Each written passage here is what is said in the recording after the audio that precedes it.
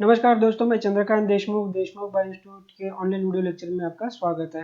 और दोस्तों की जैसे कि आज हम बात करने वाले हैं हमारे एक टॉपिक के बारे में जो CSR NEET IIT JAM SET examination and GATE examination, इन सब एग्जामिनेशन के लिए बहुत ही इंपॉर्टेंट ऐसा टॉपिक है। आज हम एंजाइम काइनेटिक्स के ठीक है एंजाइम की काइनेटिक्स के बारे में बात करेंगे। इसके पहले लेक्चर में हमने थोड़ी सी बातें की थी एंजाइम के बारे में। शायद आपको वो पहले अगर वीडियो देखते हो आप, ठीक है, तो आपको शायद समझ में आएगा कि हमने कौन सी मतलब क्या बातें की थी। इसके पहले हमने बात की थी एंजाइम के रिएक्शन के बारे में कि how enzyme catalyse the reaction, कि एक्टिवेशन एनर्जी को कैसे डिक्रीज कराते हैं, इक्विलिब्रियम को कैसे मेंटेन कराते हैं, इन सब के बारे में हमने पहले से ही पढ़ा था दोस्तों। ठीक है, तो आज के लेक्चर में हम बात करेंगे केएम के बारे में, थोड़ा सा वीमैक्स के बारे में बात करेंगे, उसके बाद कैटालिटिक एक्टिविटी के बारे में बात करेंगे, उसके बाद ठीक है स्पेसिफिसिटी या ठीक है कैटालिटिक इफिशिएंसी के बारे में बात करेंगे, और उसके बाद ठीक है कि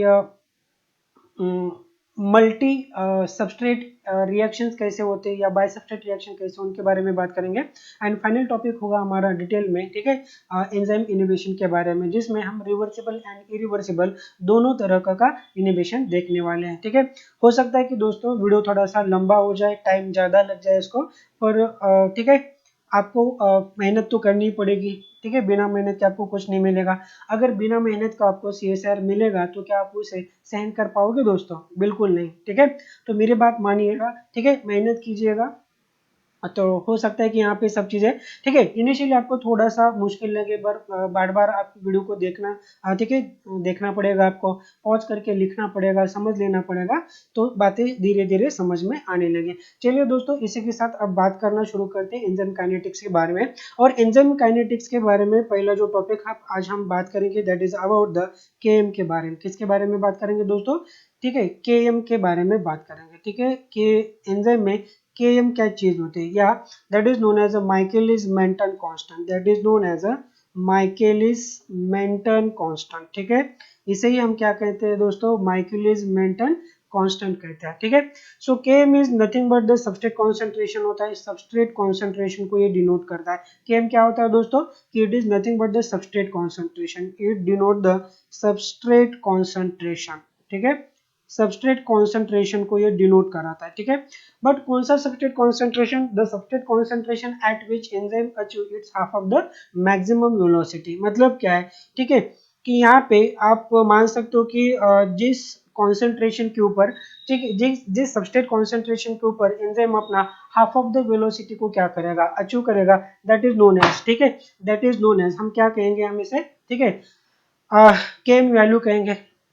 देखिए, it is nothing but the half of the maximum velocity. V max जिस सबस्ट्रेट कॉन्सेंट्रेशन के ऊपर एंजाइम अचीव कर लेता है, उसी कॉन्सेंट्रेशन को हम क्या कहेंगे? केम वैल्यू कहेंगे। और केम हमें पता है दोस्तों कि डायरेक्टली किसे डिनोट करता है?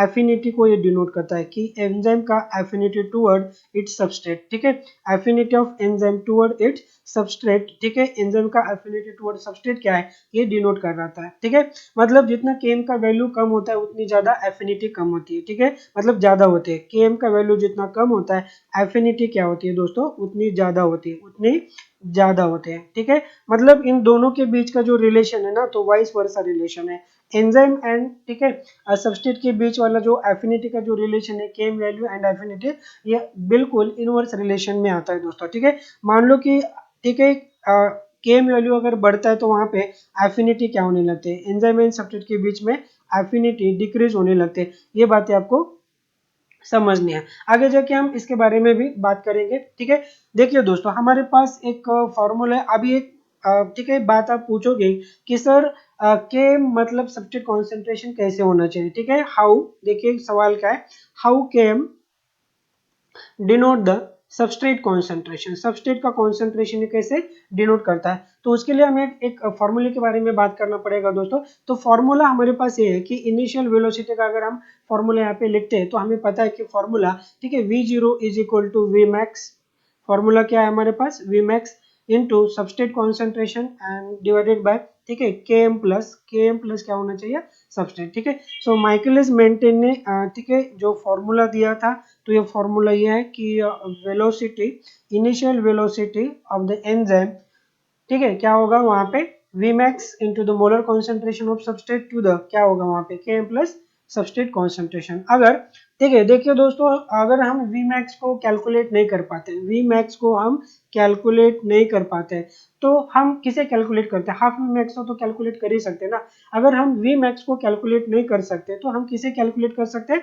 हाफ वी मैक्स को तो कैलकुलेट कर ही सकते हैं, हाफ वी मैक्स को कैलकुलेट कर ही सकते हैं। मतलब क्या है कि अगर वेलोसिटी इज इक्वल टू आपके पास, अगर देखिए यहाँ पे वेलोसिटी इज इक्वल टू आपके पास, ठीक है, मान लो कि क्या है, एक मिनट, हाँ,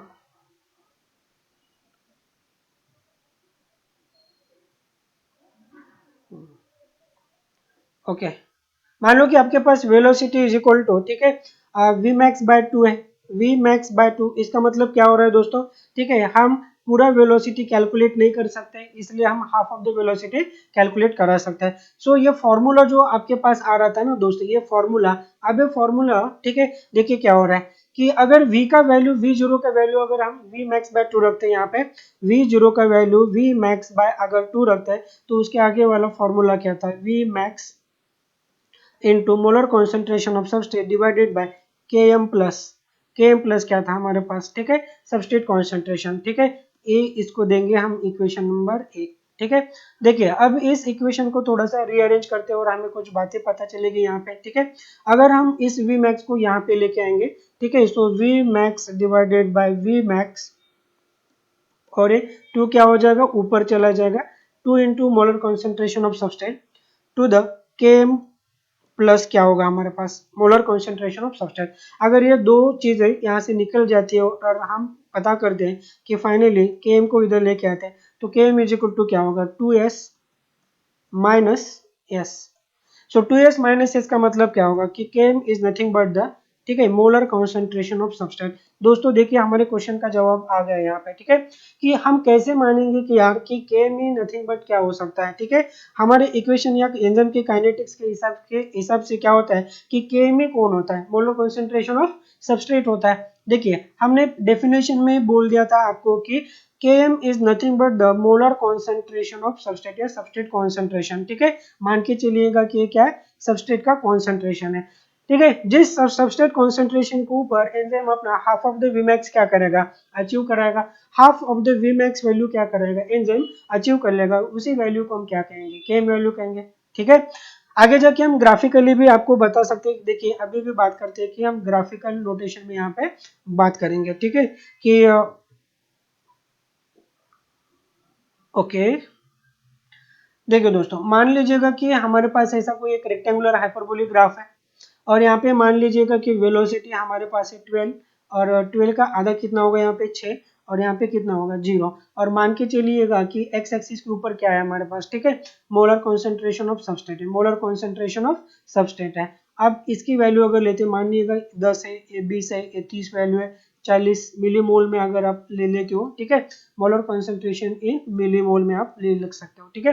तो आपको एक बात तो ठीक है याद, मतलब यहाँ पे समझ आएगी कि ठीक है, टोटल वेलोसिटी का आधा वेलोसिटी तो इस पॉइंट पे आ रहा है, और इस पॉइंट पे हमें सबस्ट्रेट का कॉन्सेंट्रेशन कितना लग रहा है दोस्तों, 20, ठीक है, millimole is a substrate concentration eight which enzyme achieve it's half of the maximum velocity, ठीक है। अगर वाई एक्सिस के ऊपर हम, ठीक है, वी मैक्स को रख देते हैं, वी मैक्स, और 12 जो है हमारा तो मैक्सिमम, ठीक है, वेलोसिटी का वैल्यू है, ठीक है। तो यहाँ पे, ठीक है, आधा वेलोसिटी अचीव करने के लिए एंजाइम को कितना कॉन्सेंट्रेशन चाहिए, मिनिमम उस एंजाइम के लिए आपको सबस्ट्रेट का कॉन्सेंट्रेशन देना होगा 20 मिलीमोल।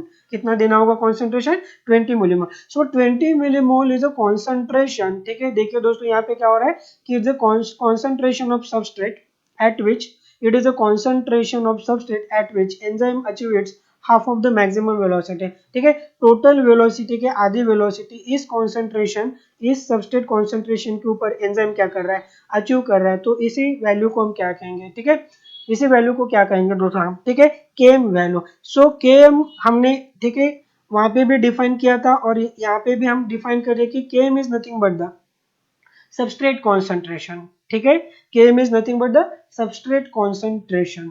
ये बात समझ में आ गई, ठीक है, ओके।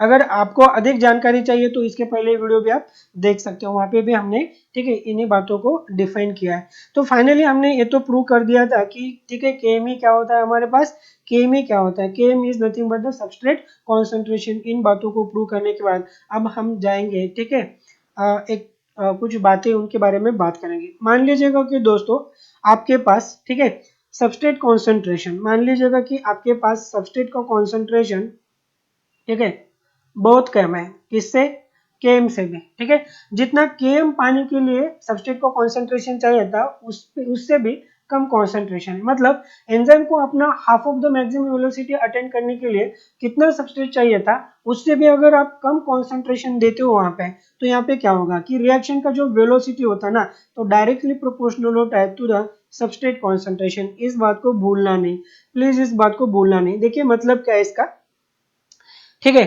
तो यहाँ पे ग्राफ में भी हमने समझाने की कोशिश की थी आपको कि देखिए यहाँ पे जो ग्राफ हमने निकाल दिया था ठीक है। अगर मान लो कि 20 मिलीमोल पे एंजाइम अपना half of the maximum velocity को अटेंड कर रहा है, पर आपके पास उतना सबस्ट्रेट कॉन्सेंट्रेशन ही नहीं है, आपके पास मान लो कि ओनली 5 मिलीमोल कॉन्सेंट्रेशन है सबस्ट्रेट का। तो ऐसे ऐसे वक्त में क्या होगा कि एंजाइम का जो वेलोसिटी होता है ना, रिएक्शन वेलोसिटी, ये डायरेक्टली रिलेटेड होगा किससे, सबस्ट्रेट के कॉन्सेंट्रेशन। और उस टाइम पे जो ग्राफ आता है ना तो स्ट्रेट लाइन ग्राफ आने लगता है, ये बात आपको याद रखनी है दोस्तों। उस टाइम पे जो ग्राफ आता है ना तो ग्राफ कैसे आएगा, स्ट्रेट लाइन आता है ठीक है। ये बात आपको समझनी है अच्छे से। The graph will be straight line when there is a substrate concentration is very less than the ठीक है केएम वैल्यू। केएम को अचीव भी नहीं कर पा रहे हैं, केएम को अचीव भी नहीं कर पा रहे, इतना कम कॉन्सेंट्रेशन अगर हमारे पास है तो velocity of the reaction will be directly proportional to the substrate concentration. और ऐसे टाइम में ठीक है ग्राफ लाइन कैसे जाता है, ग्राफ का लाइन स्ट्रेट होता है दोस्तों। ग्राफ का लाइन कैसे होगा, स्ट्रेट। समझने की कोशिश कीजिए, बातें बहुत सीधी यानी सिंपल सी है यहाँ पे जो हम बता रहे हैं अभी। अगर मान लो कि हमारे पास कंडीशन थोड़ी सी चेंज हो गई, हमने सबस्ट्रेट का कॉन्सेंट्रेशन बहुत ज्यादा बढ़ाया, इतना ज्यादा बढ़ाया कि वहां पे ठीक है वो केएम से भी क्या होने लगा, ज्यादा होने लगा ठीक है।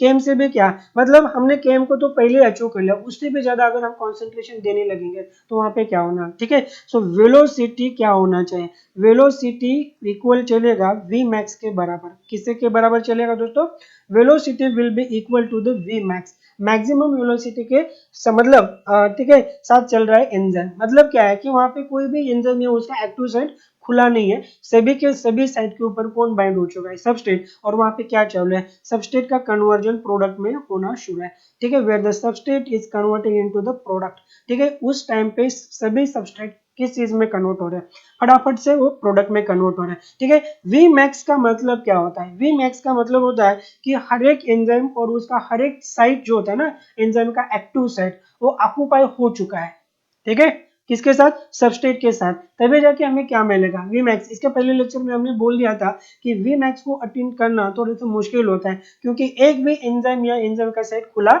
नहीं रहना चाहिए, वहां पे क्या होना चाहिए ठीक है, सबका सब सैचुरेशन होना चाहिए, 100% सैचुरेशन होना जरूरत। और ऐसी बात बायोलॉजिकल सिस्टम में बहुत कम देखने को आपको मिलेगा दोस्तों ठीक है।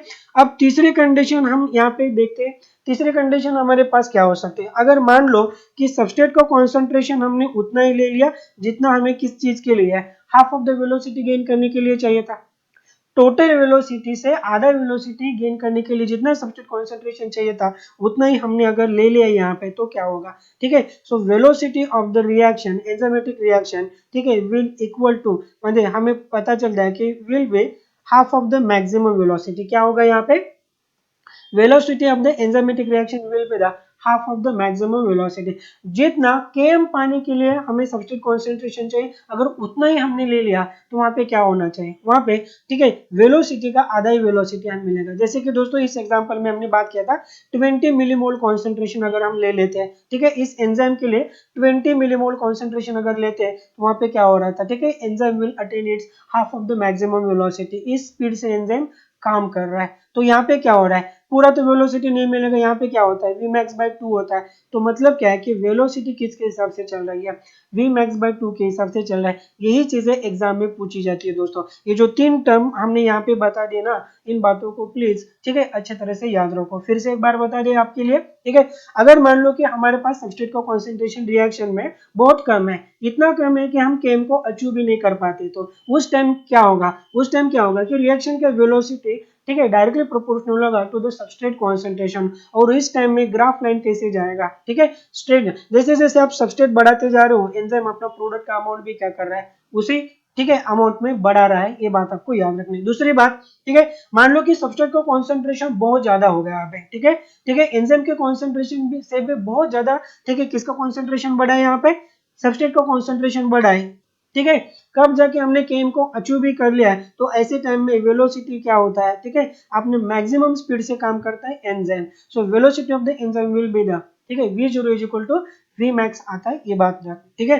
तीसरी बात हमने बोल दी थी कि तीसरी बात ये थी इक्वल प्रोपोर्शन में, ठीक है हमने सबस्ट्रेट का उतना ही कॉन्सेंट्रेशन ले लिया है जितना किसके लिए चाहिए था हमें, Km को अचीव करने के लिए। तो ऐसे टाइम में क्या होगा कि velocity of the enzymatic reaction will be half of the maximum, क्या होगा half of the maximum velocity हो सकता है, ठीक है। अब बात करते हैं दोस्तों उसके बाद Vmax के बारे में, ठीक है। आई होप आपको ये बातें सब के सब बातें समझ में आ रही होगी, ठीक है। अब बात करते हैं दोस्तों Vmax के बारे में। Vmax होता क्या है कि एक्चुअली अगर Vmax के बारे में बात करते हैं, it is a K2 multiplied by, ठीक है एंजाइम टोटल कॉन्सेंट्रेशन, एंजाइम का टोटल कॉन्सेंट्रेशन। अगर हम इस बात को समझ लेते हैं यहाँ पे, ठीक है अगर हम इस बात को समझते तो हमें Vmax समझ में आएगा। अगर दोस्तों Vmax समझ में आता है ना, तो Kcat भी समझ में आएगा आपको, ठीक है। सो Vmax मैक्सिमम वेलोसिटी क्या होती है, maximum velocity is a product of, ठीक है rate constant K2 and total enzyme concentration. देखिए अब क्या हो रहा है कि Vmax कब अटेन कर सकते हैं, मान लो कि किसी रिएक्शन में हमने, ठीक है मान लो कि एक रिएक्शन में हमने कितने एंजाइम के मॉलिक्यूल ले लिए, 100 मॉलिक्यूल ले लिया, और हर एक एंजाइम के ऊपर मान लीजिएगा कि 2 सबस्ट्रेट बाइंडिंग साइट हो चुके हैं, ठीक है। मतलब यहाँ पे कितने सबस्ट्रेट बाइंड हो सकते हैं एंजाइम के ऊपर, 200 सबस्ट्रेट बाइंड होते हैं। और हमने यहाँ पे इस रिएक्शन में, ठीक है सबस्ट्रेट का कॉन्सेंट्रेशन मान लो कि हमने कितना ले लिया, 400 सबस्ट्रेट ले लिया, मोर देन इनफ हो चुका है अभी तो, ठीक है सबस्ट्रेट का कॉन्सेंट्रेशन कितना लिया है हमने 400, ठीक है। अगर मान के चलिएगा कि यहाँ पे, ठीक है 400 में से 200 सबस्ट्रेट, ठीक है 100 एंजाइम के दो दो साइड के ऊपर क्या हो गया, बाइंड हो चुके हैं। तो इसका मतलब क्या है, यहाँ पे एक भी एंजाइम का मॉलिक्यूल फ्री फॉर्म में नहीं है। 100% क्या दिखाई देगा आपको, सैचुरेशन। 100% क्या दिखाई देगा आपको, सैचुरेशन, ठीक है।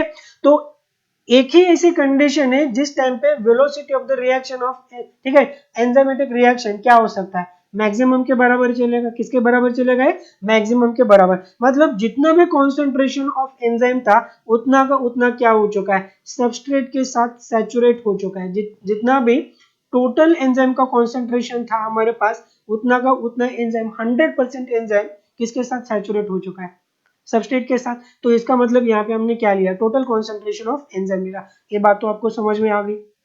अब बात करते हैं कि भाई ये K2 क्या है, ये K2 कहाँ से आ गया, ठीक है। देखिए दोस्तों इसके पहले हमने इनिशियल लेक्चर में, कुछ लेक्चर में बात किया था, ठीक है कि मान लो हमारे पास की कोई एक एंजाइम है और कोई एक सबस्ट्रेट है। यहाँ पे किसका फॉर्मेशन होता है, एंजाइम एंड सबस्ट्रेट के कॉम्प्लेक्स का फॉर्मेशन होता है। उसके बाद यहाँ पे क्या होने लगा, एंजाइम अपना, ठीक है सेपरेट हो जाएगा, और वहां पे कौन बनेगा, वहां पे प्रोडक्ट भी बन रहा है। यहाँ पे कौन बन रहा है, यहाँ पे प्रोडक्ट। तो जब हमने ये रिएक्शन आपको पढ़ाया था तो हमने बोल दिया था कि इस रिएक्शन का जो रेट कांस्टेंट था तो K1 था, रिवर्स रिएक्शन का जो रेट कांस्टेंट था तो कौन था, K-2 था। और फॉरवर्ड रिएक्शन, इस रिएक्शन को, ठीक है हमने क्या कर दिया था, K2 को बोल दिया था। और यहाँ पे अगर ठीक है रिएक्शन रिवर्स डायरेक्शन में चलती है तो ये कौन सा था कांस्टेंट, K-2।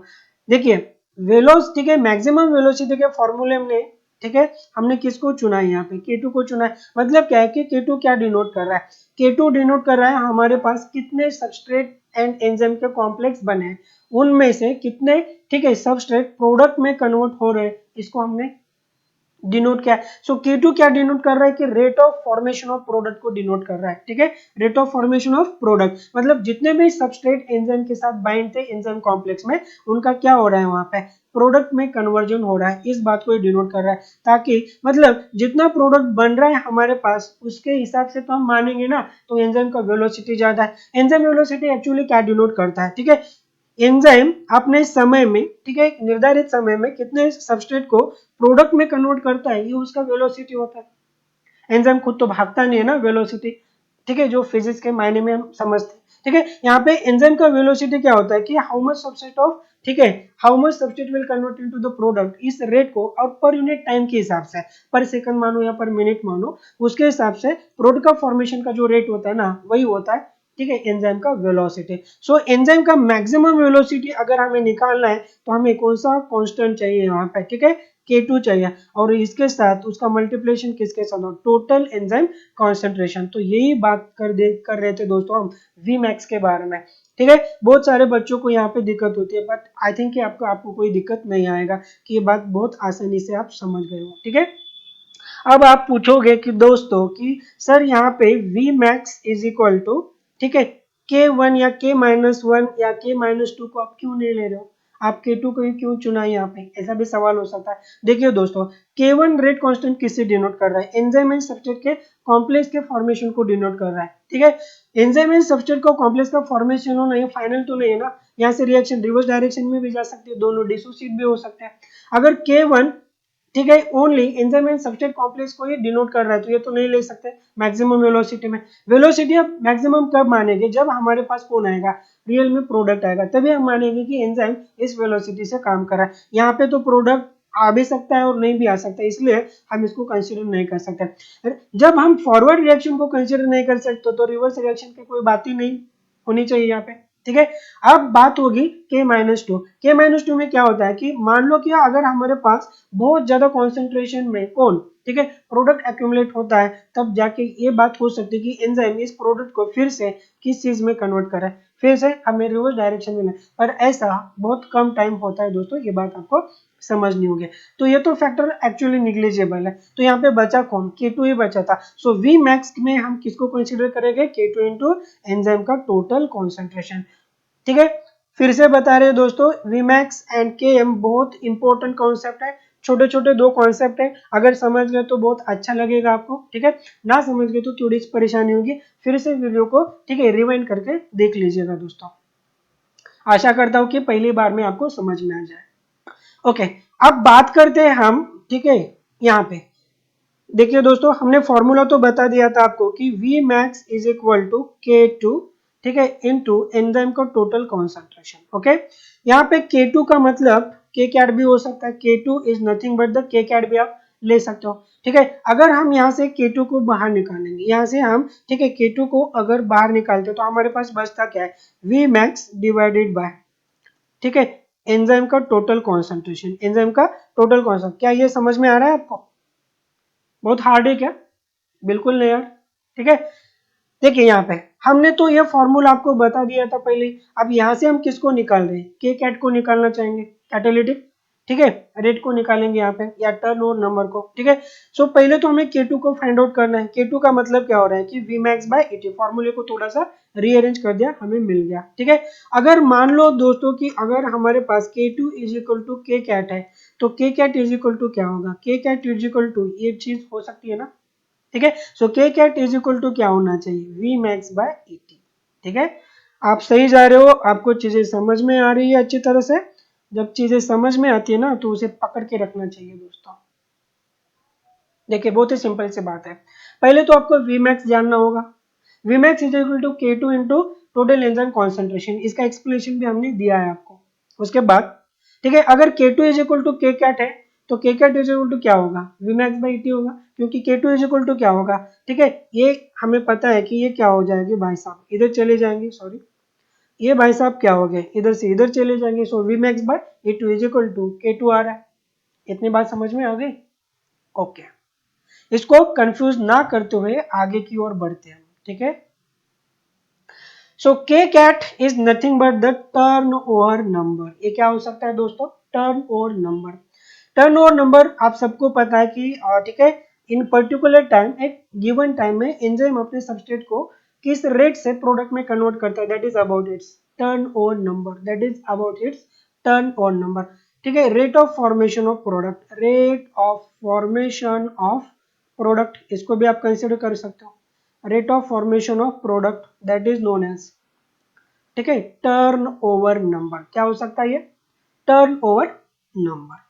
ठीक है, अब हम बात करेंगे कि कुछ एंजाइम के टर्नओवर नंबर के बारे में।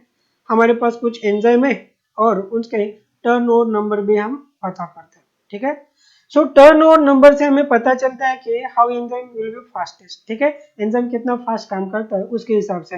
तो पहला एंजाइम जो आएगा हमारे पास, कैटालेज एंजाइम। कौन सा एंजाइम, कैटालेज। हमें पता है कि कैटालेज एंजाइम अपने 1 सेकंड के अंदर 40 लाख सबस्ट्रेट को किस में कन्वर्ट करेगा, प्रोडक्ट में कन्वर्ट कराता है। कैटालेज एंजाइम 40 लाख सबस्ट्रेट को किस चीज में कन्वर्ट कराएगा, प्रोडक्ट में ये कन्वर्ट कराता है। 40 lakh substrate will convert into the product in a second. So इसका ये क्या हो गया, टर्नओवर नंबर हो गया। ठीक है, दूसरा एंजाइम है हमारे पास, सेकंड फास्टेस्ट एंजाइम, ठीक है, कार्बोनिक एनहाइड्रेज। ठीक है, कार्बोनिक एनहाइड्रेज। देखिए दोस्तों, carbonic anhydrase enzyme near about 10 lakh substrate को क्या कराता है, प्रोडक्ट में 1 सेकंड में कन्वर्ट कराता है। उसके बाद हम तीसरे एंजाइम के बारे में बात करके, जिसका नाम है एसिटिल कोलिन एस्ट्रेस। तीसरा एंजाइम कौन है हमारे पास, एसिटिल कोलिन एस्ट्रेस। तो इसका अगर रेट देखा जाए तो 14,000 सबस्ट्रेट को 1 सेकंड में किस में कन्वर्ट कराएगा, ये प्रोडक्ट में कन्वर्ट कराएगा। कौन, एसिटिल कोलिन एस्ट्रेस। उसके बाद बात करते हैं पेनिसिलिनेज। कौन सा एंजाइम, पेनिसिलिनेज। इरिवर्सिबल इनहिबिशन में इसके बारे में बात करेंगे आगे जाके। इसका रेट भी हमें पता होना चाहिए, that is the 2000 molecule of substrate will convert into the product पर सेकंड। इसके बाद कई और एंजाइम है, ठीक है, जैसे कि आप मान सकते हो कि डीएनए पॉलीमरेज फर्स्ट एंजाइम या लाइसोजाइम एंजाइम। लाइसोजाइम के बारे में अगर बात करते हैं हम, लाइसोजाइम, तो गिवन में से सबसे स्लो काम करने वाला जो एंजाइम है, ठीक है, तो कौन नहीं है, लाइसोजाइम एंजाइम है। ठीक है, डीएनए पॉलीमरेज का रेट इससे भी ज्यादा होता है। DNA polymerase near about 10 to 15 molecule of substrate पर सेकंड क्या करेगा, ये प्रोडक्ट में कन्वर्ट कराएगा। जैसे कि एलडीएच के बारे में अगर हम बात करते हैं, एलडीएच, ठीक है, और तो 1000 molecule of substrate will convert into the product में वो कन्वर्ट कराएगा। तो ये बात हो गई दोस्तों टर्नओवर नंबर के बारे में। ठीक है, टर्नओवर नंबर हमने फॉर्मूला भी यहाँ पे लिख दिया था आपके लिए। ठीक है, turnover number is nothing but the K cat, और K cat is nothing but the K2 था, और K2 इज इक्वल टू क्या था, V max by 80, V max by 80। बहुत बार इस कैलकुलेशन को हमें करना होता है एग्जाम के अंदर। कभी आपको बोल दिया जाता है कि V max को कैलकुलेट करो, V max को कैसे कैलकुलेट करोगे आप, ठीक है, K2 multiplied by total enzyme concentration से आप मल्टीप्लाई मतलब कर सकते हो कैलकुलेशन। ठीक है, देखिए दोस्तों, टर्नओवर नंबर के बाद हम चलते हैं आगे की ओर, और हमें बात करना होगा स्पेसिफिसिटी कांस्टेंट के बारे में। किसके बारे में, के कैट बाय के एम के बारे में बात करना होगा। K cat by K M, that is known as specificity constant. Specificity constant of enzyme which denote enzymatic efficiency. ये क्या डिनोट करता है, एंजाइम का इफिशियंसी को डिनोट करता है, एंजाइम एफिशिएंसी। अब एंजाइम का एफिशिएंसी क्या होता है, ठीक है, मान लो कि हमने किसी एंजाइम के लिए बहुत कम अमाउंट में सबस्ट्रेट अवेलेबल कर दिया। मान लो कि कोई एंजाइम है और जितना, ठीक है, सबस्ट्रेट चाहिए था उसमें, ठीक है, उससे भी बहुत कम कॉन्सेंट्रेशन में हमने क्या कर दिया, यहाँ पे सबस्ट्रेट अवेलेबल करा दिया। किसके लिए, एंजाइम के लिए। क्या ये एंजाइम इतने कम सबस्ट्रेट को, ठीक है, प्रोडक्ट में कन्वर्ट कर पाएगा, ठीक है, यही तो बात एंजाइम के एफिशिएंसी को डिनोट करते हैं। अगर मान लो कि कोई एंजाइम, ठीक है, बहुत कम सबस्ट्रेट को, ठीक है, प्रोडक्ट में कन्वर्ट कर रहा है, मतलब क्या है कि आपके पास बहुत कम कॉन्सेंट्रेशन में सबस्ट्रेट अवेलेबल है, even enzyme catalyse this reaction, enzyme उस रिएक्शन को कैटालाइज करके सबस्ट्रेट को किस चीज में कन्वर्ट कर रहा है, प्रोडक्ट। तो इसका मतलब क्या होगा, एंजाइम का एफिशिएंसी ज्यादा है। एंजाइम का एफिशिएंसी ज्यादा होने के लिए के कैट का वैल्यू कैसे होना चाहिए, ज्यादा और Km का वैल्यू कैसे होना चाहिए, कम होना चाहिए। ये बात आपको याद रखनी है। देखिए दोस्तों, अब जो हमने बात की है यहाँ पे बहुत ही भयानक बात है ये, ठीक है। समझ में आया तो ठीक, नहीं तो ठीक है तकलीफ हो सकती है। देखिए दोस्तों, ठीक है, के कैट बाय के एम, इसके बारे में बात करते हैं। अगर के कैट का वैल्यू ज्यादा है तो ये क्या डिनोट कर रहा है दोस्तों, के कैट का वैल्यू ज्यादा है, इसका मतलब क्या है कि बहुत ही कम समय में एंजाइम अपने सबस्ट्रेट को किस चीज में कन्वर्ट कर रहा है, प्रोडक्ट में कन्वर्ट कर रहा है। बहुत ही कम समय में एंजाइम अपने सबस्ट्रेट को प्रोडक्ट में कन्वर्ट कर रहा है। और लो केएम का वैल्यू क्या डिनोट कर रहा है, जितना केएम कम होगा उतना एफिनिटी क्या होगा दोस्तों, हमने पहले ही बताया था, उतना एफिनिटी ज्यादा होगा। एंजाइम एंड सबस्ट्रेट के बीच में अगर एफिनिटी ज्यादा बढ़ती है तो उतना ज्यादा रेट किसका होगा, सबस्ट्रेट का प्रोडक्ट में कन्वर्ट होने का रेट ज्यादा होगा। तो ये बातें समझ में आ रही है आपको। So K cat by K M which denote the enzymatic efficiency, ये किन चीजों को, EFFICRENCY, इफिशियंसी, ठीक है, एंजाइम इफिशियंसी को ये डिनोट कर रहा है, ठीक है। दो बातें आपको याद रखना है, ठीक है दोस्तों।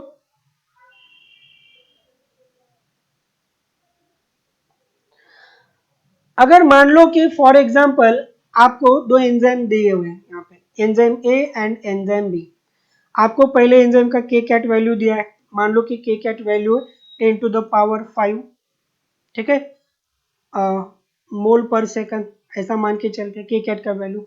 और मान लो कि हमारे पास के एम का वैल्यू भी दिया है यहाँ पे, के एम का वैल्यू है 0.1, ठीक है।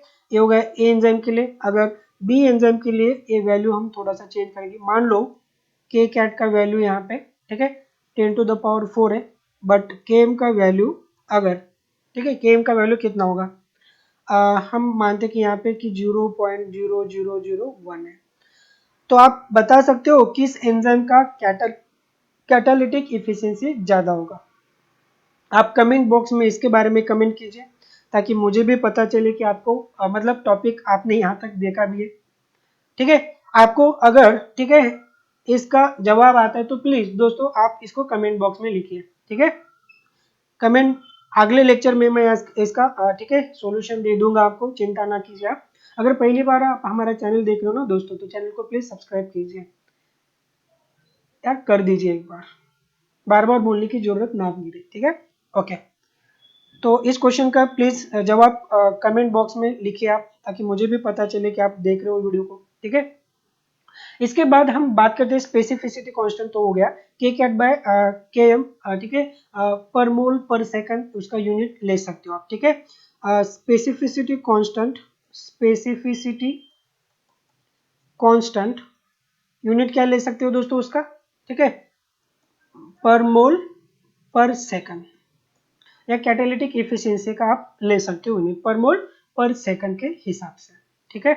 तो ये बातें हो गई किसके बारे में, ओके। नाउ अब बात करते हैं दोस्तों लाइन विवेनबर्ग के प्लॉट के बारे में, थोड़ा सा बात करते हैं वहां पे, ठीक है। उसके पहले हमने एक बात किया था कि velocity v0 is equal to, ठीक है, v मैक्स, फॉर्मूला ये आपको याद ही होना चाहिए, into molar concentration of substrate to the km plus, ये बात याद रखना, ठीक है। सबस्टेट कॉन्सेंट्रेशन, ये फॉर्मूला है हमारे पास जो वेलोसिटी को डिनोट करता है। ये कैसे आ गया, ये पिछले लेक्चर में आपको देखने को मिलेगा, ठीक है। तो वेलोसिटी का formula, initial velocity v0 is equal to v max into the molar concentration of substrate to the km plus, ठीक है, मोलर कॉन्सेंट्रेशन ऑफ सबस्टेट, ये बात आपको याद रखना है, ठीक है। नाउ अगर लाइन विवेनबर्ग का प्लॉट हम देखते हैं तो उसे हम कहेंगे कि लाइन विवेनबर्ग प्लॉट, ठीक है, एल भी कहेंगे आसान भाषा में। अगर उसके हिसाब से चले तो वो क्या कहता है कि this is the double reciprocal plot, उनके हिसाब से वो क्या होता है, डबल रेसिप्रोकल प्लॉट होता है। मतलब माइकलिस मेंटन के हिसाब से अगर आप चलते होते, ठीक है, तो आपको वीमैक्स कभी मिलेगा नहीं, पर एलबीडब्ल्यू का अगर आप क्या करेंगे, ठीक है, प्लॉट अगर यूज करते हो वहां पे, डबल रेसिप्रोकल प्लॉट को, तो हो सकता है कि आपको स्ट्रेट लाइन मिल जाएगी वहां पे, ठीक है। तो देखते हैं यहाँ पे डबल रेसिप्रोकल प्लॉट में क्या होता है। डबल रेसिप्रोकल प्लॉट में क्या होता है कि y एक्सिस पे हम क्या लेंगे, 1/वेलोसिटी को ले लेंगे, और x एक्सिस के ऊपर किसको लेंगे, मोलर कॉन्सेंट्रेशन ऑफ सबस्ट्रेट, ठीक है। Reciprocal of molar concentration of substrate को ले लेंगे। चलिए इसके साथ यहाँ पे ग्राफ बनाने की कोशिश करते हैं, ठीक है। ओके, और एक लाइन बनाएंगे यहाँ पे ऐसा,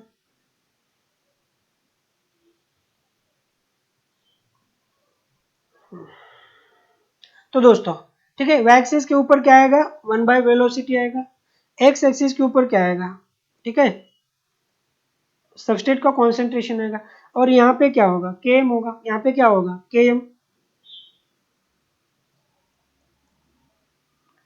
ठीक है। इंटरसेक्टिंग पॉइंट से इसकी ओर जाता है तो ये क्या होगा, -1/km लिखना पड़ेगा, और ये क्या होगा, ठीक है, 1/Vmax होगा, यहाँ पे क्या होगा, 1/Vmax, और जो स्लोप आएगा ना, यहाँ पे जो स्लोप आता है तो क्या होगा, Km/Vmax होना चाहिए, Km/Vmax। ये बातें आपको याद रखनी है, ठीक है। मतलब क्या किया कि हमने इस फॉर्मूले को चेंज कर दिया, इस फॉर्मूले को चेंज करके यहाँ पे उसको ऐसा लिखने की कोशिश की, ठीक है। वेलोसिटी को हमने क्या लिख दिया यहाँ पे, 1/वेलोसिटी, वेलोसिटी को क्या लिख दिया दोस्तों, 1/वेलोसिटी, ठीक है। Km/Vmax, Km/Vmax, 1/ substrate concentration plus 1/Vmax, so this is the, ठीक है, अकॉर्डिंग टू लाइन वीवेनबर्ग के डबल रेसिप्रोकल प्लॉट के हिसाब से इस फॉर्मूले को ऐसे हम लिख सकते हैं, कोई बात नहीं है, ठीक है। डबल रेसिप्रोकल प्लॉट में यही की वैल्यू हमने यहाँ पे लगा दिया, तो आपको देखना है कि यहाँ पे जो इंटरसेक्ट हो रहा है, ठीक है, उसको हम मान सकते हैं कि 1/Vmax, ठीक है। y एक्सिस पे क्या होना चाहिए, 1/वेलोसिटी, x एक्सिस के ऊपर क्या होना चाहिए, मोलर, ठीक है, 1/मोलर कॉन्सेंट्रेशन ऑफ सबस्ट्रेट, इस पॉइंट पे क्या होना चाहिए, ठीक है, -1/km होना चाहिए, और ठीक है, स्लोप में क्या होना चाहिए, Km/Vmax आना चाहिए। ये चीजें आपको यहाँ पे समझ में आनी चाहिए, बस इनको याद रखना है आपको, ठीक है। ये बातें आपको कब या मतलब इंपॉर्टेंट रहेगी आपके लिए, जब आप एंजाइम का, ठीक है,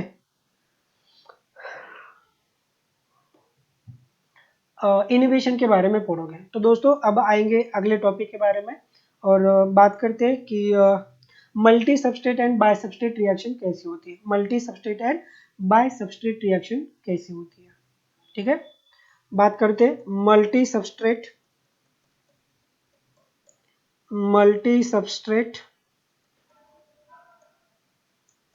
और बाय सबस्ट्रेट रिएक्शन।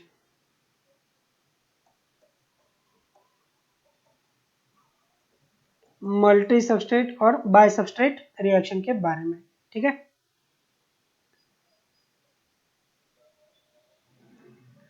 जनरली क्या होता है कि दोस्तों कि जब भी हम ठीक है एंजाइम का काइनेटिक्स देखते हैं तो हम एक रिएक्टेंट को लेके ही चलते हैं, ठीक है। मान लो कि एक सबस्ट्रेट एंड एंजाइम है हमारे पास, बट कभी कभी क्या होता है कि हमेशा तो ये होता नहीं है ना कि एंजाइम एक ही सबस्ट्रेट के साथ मतलब रिएक्ट हो, मतलब अलग अलग सबस्ट्रेट के साथ भी वो रिएक्ट होकर क्या कर सकता है, उनको प्रोडक्ट में कन्वर्ट करा सकता है, ठीक है। तो अभी बात करते हैं मल्टी सबस्ट्रेट या बाय सबस्ट्रेट रिएक्शन के बारे में। देखिए मल्टी सबस्ट्रेट और बाय सबस्ट्रेट रिएक्शन दो टाइप के हो सकते हैं, या वो एक ठीक है सीक्वेंशियल हो सकते हैं,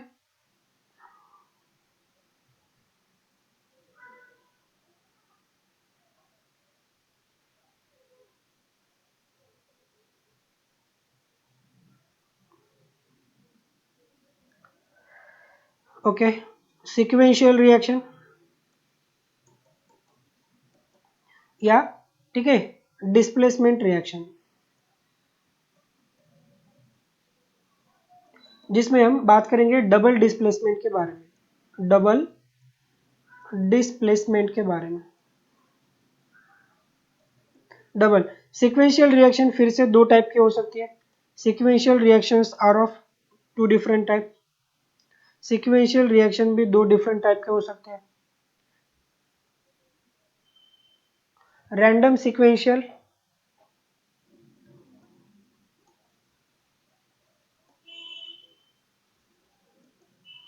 and obligate sequential, obligate sequential, ठीक है।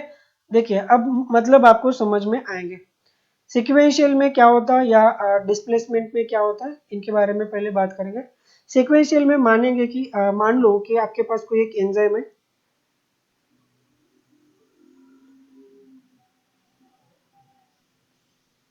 मान लो कि ये कोई एंजाइम है हमारे पास, ठीक है, एंजाइम है। इस एंजाइम को दो सबस्ट्रेट बाइंड हो सकते हैं यहाँ पे, इसलिए हमने दो बाइंडिंग साइट भी यहाँ पे रखी है, ठीक है। मान लो कि पहला सबस्ट्रेट ए है और दूसरा सबस्ट्रेट कौन है हमारे पास, बी है, ठीक है। सीक्वेंशियल में क्या होता है कि पहले एक सबस्ट्रेट आएगा, वो बाइंड हो जाएगा एंजाइम के साथ, फिर दूसरा सबस्ट्रेट आएगा, वो एंजाइम के साथ बाइंड हो जाएगा, फिर पहले सबस्ट्रेट को एंजाइम क्या करेगा, प्रोडक्ट में कन्वर्ट कराएगा, फिर उसके बाद क्या होगा कि दूसरे सबस्ट्रेट को एंजाइम क्या करेगा, प्रोडक्ट में कन्वर्ट कराएगा।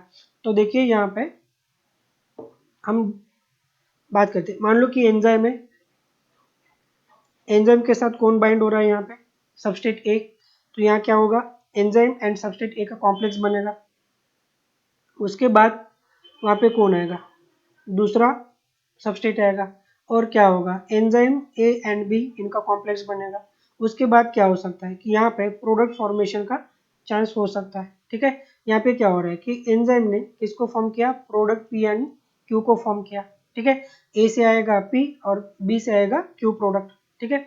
उसके बाद क्या होगा, यहाँ से पी को ये रिलीज कराएगा, एंजाइम के साथ बचा कौन, EQ बचा, फिर यहाँ से क्या होगा, ठीक है, एंजाइम क्यू को भी यहाँ से रिलीज करेगा और फाइनली बचा कौन हमारे पास, that is about the enzyme, खुला का खुला एंजाइम हमारे पास बच गया, ठीक है। सो ये जो बात कर रहे थे ना दोस्तों, तो एंजाइम का हम सिक्वेंशियल, वो भी ऑब्लिगेट सिक्वेंशियल रिएक्शंस होते हैं। ये कौन सी सिक्वेंशियल रिएक्शन है दोस्तों, ऑब्लिगेट सिक्वेंशियल रिएक्शन, मतलब जिसमें क्या होता है कि रैंडमनेस नहीं होगा, रैंडमनेस नहीं होगा। रैंडम सिक्वेंशियल में क्या होता है कि कौन सा भी कभी भी आ जाए, बाइंड हो जाए या प्रोडक्ट में कन्वर्ट हो जाए, ये ऐसी बात होती है रैंडम सिक्वेंशियल रिएक्शन में। बट ऑब्लिगेट सिक्वेंशियल रिएक्शन में क्या होता है कि हिसाब हिसाब से यहाँ पे सबस्ट्रेट एंड एंजाइम के बीच में कॉम्प्लेक्सेस बनेंगे, पहले कुछ उसका प्रोडक्ट बनेगा, दूसरी बार किसका प्रोडक्ट बना, ये बातें होती है वहां पे, ठीक है। तो यहाँ पे शायद आपको समझ में आ रहा होगा कि ठीक है, मल्टी सबस्ट्रेट या बाई सबस्ट्रेट रिएक्शन कैसे होती है। उसके बाद बात करते हैं दोस्तों हम, ठीक है, डबल डिस्प्लेसमेंट के बारे में। डबल डिस्प्लेसमेंट को आप पिंग पोंग मॉडल भी कह सकते हो। कौन सा model, ping pong model, this is known as a ping pong model, ठीक है। तो उसके बारे में बात करते हैं अभी थोड़ा सा, आइए नीचे ही बात करेंगे यहाँ पे पिंग पोंग के बारे में, जिसे हम डबल डिस्प्लेसमेंट भी कह सकते हैं। उसमें क्या होता है, मान लो कि हमारे पास कौन है, एंजाइम है, ठीक है। एंजाइम को कौन आके बाइंड करेगा, सबस्ट्रेट आएगा। जैसे ही एंजाइम को सबस्ट्रेट आके बाइंड करता है, ठीक है, तो यहाँ पे क्या होगा, एंजाइम का थोड़ा सा मॉड्यूलेशन होता है, चेंज होता है एंजाइम। उसके बाद क्या होगा, उसके बाद क्या होगा, ठीक है, यहाँ पे प्रोडक्ट बनना शुरू हो जाएगा। क्या बनना शुरू हो जाएगा, प्रोडक्ट। और यहाँ से क्या होगा कि प्रोडक्ट, ए का प्रोडक्ट बन गया और ये प्रोडक्ट क्या होगा, रिलीज हो गया, प्रोडक्ट भी रिलीज हो गया। उसके बाद बचा कौन यहाँ पे, एंजाइम। एंजाइम के बाद कौन आएगा वहां पे, दूसरा सबस्ट्रेट आएगा, ठीक है, दूसरा सबस्ट्रेट जिसका नाम क्या है, बी सबस्ट्रेट। और बी सबस्ट्रेट क्या कर रहा है, ठीक है, जो जो एंजाइम बदल गया था ना, उसको पहले फिर से अपने नेटिव फॉर्म में लेके आएगा। कौन से फॉर्म में, नेटिव फॉर्म में लेके आएगा। और फिर क्या होगा वहां पे, ठीक है, एंजाइम एंड सबस्ट्रेट के बीच में कॉम्प्लेक्स बनने के बाद प्रोडक्ट बनने के आशय होती है, ठीक है। और यहाँ से क्या होगा, आगे जाके प्रोडक्ट क्यों रिलीज होगा और बचेगा कौन आपके पास, फिर से एंजाइम आ जाएगा, ठीक है। देखिए दोस्तों, थोड़ा सा समझने में दिक्कत आ सकती है आपको, पर आपको, ठीक है, समझना जरूरी है इन बातों को, ठीक है। तो देखिए यहाँ पे क्या हो रहा था कि डबल डिस्प्लेसमेंट में पहले सबस्ट्रेट आएगा, बाइंड करेगा, प्रोडक्ट में कन्वर्ट हो जाएगा, निकल जाएगा। फिर दूसरा एक नया सबस्ट्रेट आएगा, किसके साथ बाइंड करेगा, चेंजिंग एंजाइम के साथ बाइंड करेगा, खुद का प्रोडक्ट बनाएगा, प्रोडक्ट में बनने के बाद वो निकल जाएगा और एंजाइम फिर से अपने नेटिव फॉर्म में आ जाएगा। एंजाइम फर्स्ट एंड फाइनल में जो आपको चाहिए था वो फिर से आपको मिल रहा है। So this is known as a double displacement या पिंग पोंग मैकेनिज्म। इसी को हम क्या कहेंगे? Double displacement and ping pong mechanism. Okay दोस्तों, तो उसके आगे जाके हम कुछ और चीजों के बारे में बात करते हैं। नाउ अब बात करेंगे सबसे इंपॉर्टेंट पॉइंट के बारे में, जिसे हम कहेंगे कि एंजाइमेटिक इनहिबिशन। बहुत इंपॉर्टेंट कॉन्सेप्ट है, that is about the enzymatic inhibition के बारे में।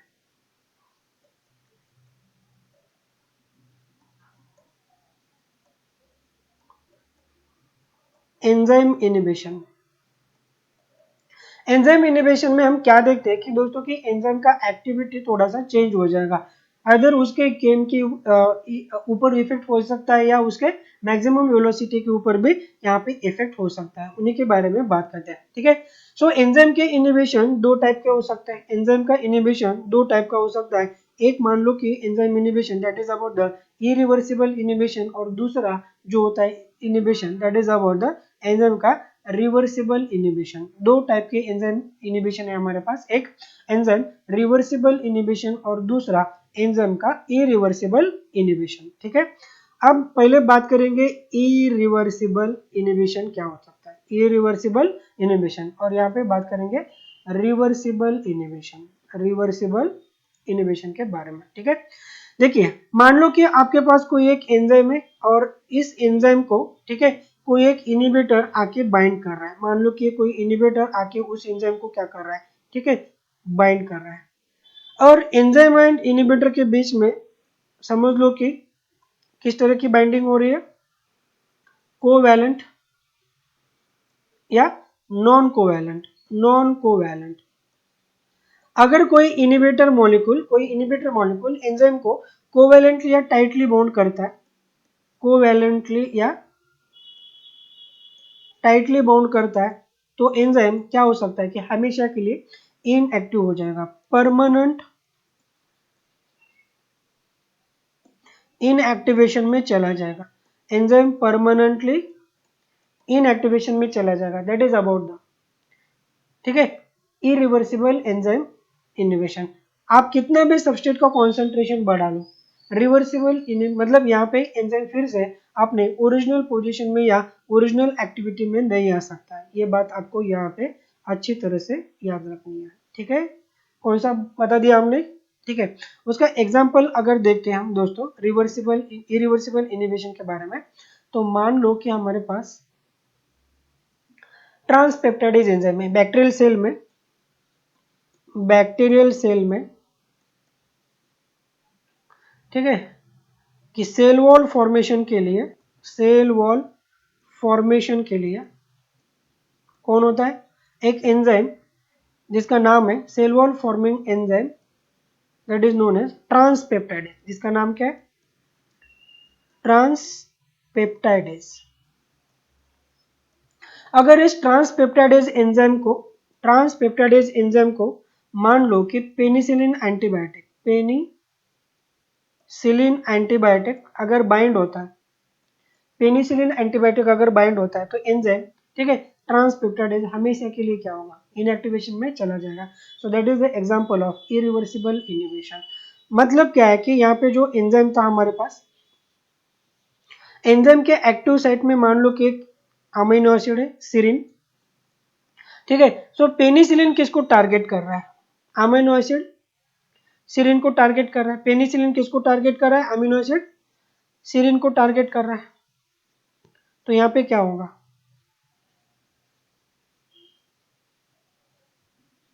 एंजाइम परमानेंटली क्या हो जाएगा, इनएक्टिव हो जाएगा।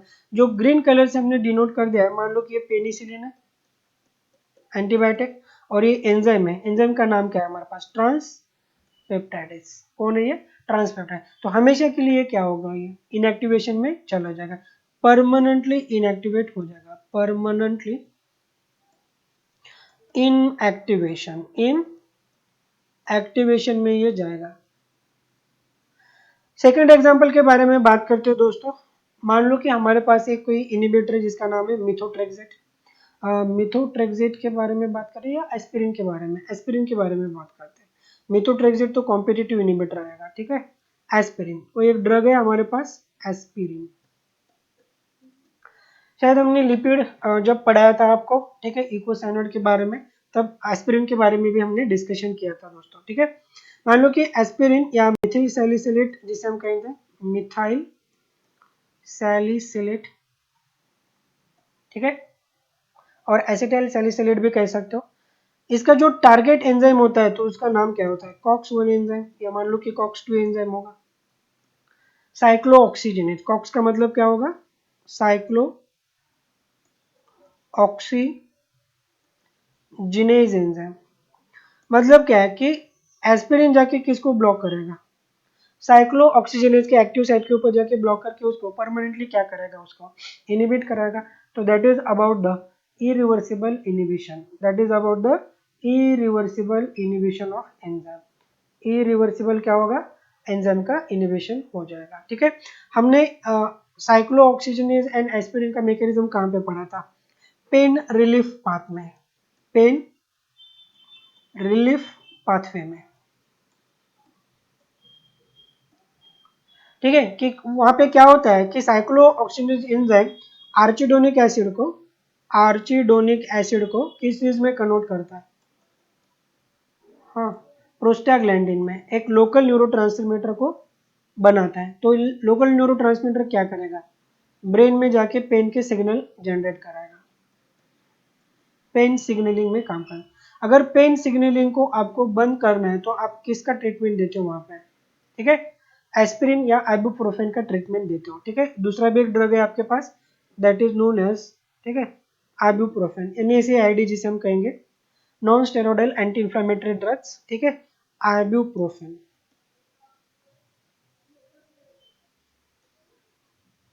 ओके। तो समझ में आ रहा है थोड़ा सा बात, किसके बारे में हम बात कर रहे थे दोस्तों कि ठीक है, परमानेंट इनिबिशन के बारे में, दैट इज अबाउट द, ठीक है, irreversible inhibition of enzyme activity. अब बात करेंगे सुसाइडल सबस्टेट के बारे में। फिर से हमें टॉपिक देखना चाहिए यहाँ पे, सुसाइडल सबस्टेट, ओके दोस्तों, बात करेंगे सुसाइडल सबस्टेट के बारे में। सुसाइडल सबस्टेट क्या होते हैं कि एक धोखा देने वाले जो दोस्त होते हैं ना, उसके जैसे होते हैं एक्चुअली, ठीक है। पहले अच्छे तो लगते हैं, बाद में कब धोखा देंगे पता नहीं चलता है, ठीक है। मान लो कि आपके पास कोई एक एंजाइम है, ये एंजाइम है, ठीक है, और एंजाइम को मान लो कि कोई सबस्ट्रेट आके क्या कर रहा है, एक सबस्ट्रेट आके क्या हो रहा है यहाँ पे, एंजाइम को एक सबस्ट्रेट आके बाइंड कर रहा है। सबस्ट्रेट बाइंड होते हुए, मतलब जब होता है ना तब वो इनिबिटर का रोल नहीं करता है, ठीक है। मतलब नॉर्मली जैसे एंजाइम एंड सबस्ट्रेट एक दूसरे के साथ बाइंड होते हैं ना, वैसे ही यहाँ पे क्या होगा, एंजाइम एंड सबस्ट्रेट एक दूसरे को बाइंड करेंगे। उसके बाद जब कैटालिसिस का मैकेनिज्म होना शुरू होता है और एक इंटरमीडिएट जब सबस्ट्रेट से प्रोडक्ट बनता है, वहां पे इंटरमीडिएट कोई एक प्रोडक्ट बनता है, इंटरमीडिएट प्रोडक्ट जब बनेगा ना, अब ये इंटरमीडिएट प्रोडक्ट क्या करेगा, इसी एंजाइम को इरिवर्सिबली क्या करेगा, बाइंड कराएगा, इसी एंजाइम को क्या करेगा, ठीक है, इरिवर्सिबली बाइंड करेगा। तो इसी हिसाब से ऐसे सबस्ट्रेट को हम क्या कहते हैं, सुसाइडल सबस्ट्रेट कहते हैं। क्या कहते हैं दोस्तों, सुसाइडल सबस्ट्रेट। समझ में आ गया बात, ठीक है। पहले जो सबस्ट्रेट हम एंजाइम को बाइंड करते हैं, नॉर्मल सबस्ट्रेट एंड एंजाइम जैसे बाइंड होते हैं ना, ऐसे उन दोनों के बीच में बाइंडिंग होती है। उसके बाद जब कोई एक इंटरमीडिएट प्रोडक्ट वहां पे बनता है ना, वो इंटरमीडिएट प्रोडक्ट जाके उसी एंजाइम को जिसने उसको बनाया, उसी एंजाइम को परमानेंटली जाके क्या करेगा, बाइंड करा के उसको इनएक्टिव करेगा। That is known as a suicidal substrate, ठीक है। परमानेंट इनिबिशन के लिए और भी कुछ एग्जांपल है हमारे पास, जैसे कि ठीक है, DIPF, डाइसोप्रो, ठीक है, प्रोपिल फ्लोरो फॉस्फोफ्लोराइड, ठीक है, DIPF कहेंगे, फॉस्फोफ्लोराइड, ठीक है। मतलब क्या है कि ये किसको इरिवर्सिबल इनिबिट कर रहा था, DIFP, ठीक है। एंजाइम एसिटिल कोलिन एस्टरेज को, एंजाइम एसिटिल कोलिन एस्टरेज को परमानेंटली इनिबिट करता है। कैसे, उसके एक्टिव साइट के सीरिन अमीनो एसिड के साथ बाइंड होकर। DIFP किसके साथ जाके बाइंड होगा, एसिटिल कोलिन एस्टरेज एंजाइम के सीरिन अमीनो एसिड के जाके साथ बाइंड होगा और उसको क्या करेगा, ये परमानेंटली इनएक्टिव करेगा। डाइसोप्रोपिल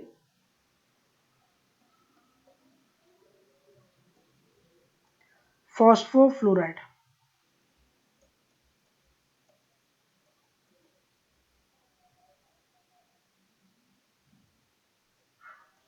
ओके, जिसे हम क्या कहेंगे, DIPF, जो एसिटिल कोलिन एस्टरेज एंजाइम को जाके परमानेंटली इनहिबिट करा सकता है। दूसरा एग्जांपल एक नर्व गैस है मेरे पास जिसका नाम है सैरिन, नर्व गैस। ये भी एग्जैक्टली DIPF के जैसे एक्टिवेट कराएगा, लाइक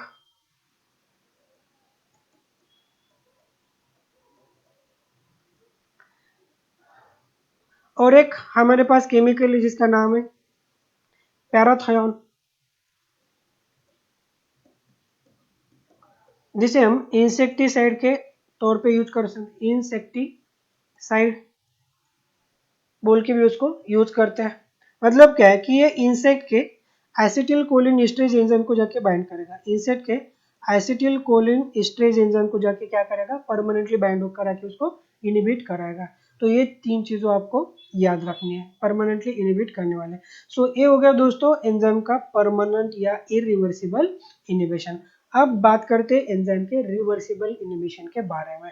मान लो कि किसी एंजाइम के साथ अगर कोई एक, ठीक है, इनहिबिटर बाइंड होता है, कोई एक इनहिबिटर बाइंड होता है, ठीक है, बट ये इनहिबिटर परमानेंटली बाइंड नहीं हो रहा है वहां पे। मतलब क्या है कि इनहिबिटर वहां से निकल जा सकता है, बट कब, अगर आप वहां पे सबस्ट्रेट का कॉन्सेंट्रेशन इनहिबिटर, ठीक है, जो एंजाइम के साथ बाइंड है वो वहां से डिसोसिएट भी हो सकता है, पर कब, अगर आप वहां पे सबस्ट्रेट का कॉन्सेंट्रेशन क्या करोगे, सबस्ट्रेट कॉन्सेंट्रेशन जब आप बढ़ाते हो ना, तो जनरली क्या होता है कि वहां से, ठीक है, इनहिबिटर निकल सकता है और एंजाइम फिर से अपने नॉर्मल फॉर्म में आ सकता है। तभी जाके हम इसे क्या कह रहे हैं, this is called as reversible inhibition, जिसमें एंजाइम अपने फ्री फॉर्म में फिर से आ सकता है। So it is called as reversible inhibition of enzyme activity. ठीक है, नाउ पर हमेशा ही सबस्ट्रेट कॉन्सेंट्रेशन बढ़ाने के बाद वहां पे रिवर्सिबल एक्शन होगा, एंजाइम फ्री होगा, ऐसा भी नहीं है वहां पे। क्योंकि हम देखते हैं कि नॉन कॉम्पिटिटिव एंजाइम इनिबिशन में, जैसे कि नॉन कॉम्पिटिटिव में कहाँ पे, प्योर नॉन कॉम्पिटिटिव एंजाइम जब हम इनिबिशन बात करते हैं ना, आप कितना भी सबस्ट्रेट कॉन्सेंट्रेशन बढ़ा लो, ठीक है, वहां पे ठीक है, रिएक्शन रिवर्स, मतलब इनिबिटर वहां से डिसोसिएट होता नहीं है। ठीक है, उसके कई रीजन है, उसके बारे में भी बात करेंगे। ठीक है, मतलब क्या है कि यहाँ पे एंजाइम एंड इनिबिटर के बीच में जो बॉन्ड फॉर्म हो रहा है ना, वो जनरली कौन सा बॉन्ड होगा, एक वीक होगा bond, that is about the non covalent interaction. ठीक है, रिवर्सिबल इनिबिशन में हम देखते हैं कि एंजाइम एंड इनिबिटर के बीच में जो बॉन्ड फॉर्म हो रहा है ना, वो हो सकता है कि नॉन कोवैलेंट, एक टाइप का वीक इंटरेक्शन, एक टाइप का वीक इंटरएक्शन, एक टाइप का कौन होगा, ये वीक इंटरेक्शन। इसीलिए ठीक है, ये दोनों एक दूसरे से क्या हो सकते हैं, जैसे आप सबस्ट्रेट का कॉन्सेंट्रेशन बढ़ा दो, वो दोनों एक दूसरे से डिसोसिएट हो सकते हैं, ये बात यहाँ पे हो रही है। ठीक है, नाउ रिवर्सिबल एंजाइम इनिबिशन के बहुत सारे हमारे पास एग्जांपल है, so we will talk further, इनके बारे में बात करेंगे। जैसे कि हम कॉम्पिटिटिव इनिबिशन के बारे में बात करेंगे, कॉम्पिटिटिव इनिबिशन। उसके बाद हम बात करेंगे दोस्तों non competitive inhibition, non competitive inhibition. और तीसरा जो मोड होता है हमारे पास, that is about the uncompetitive inhibition, that is about the uncompetitive inhibition. तीसरा जो टाइप आएगा हमारे पास, uncompetitive inhibition.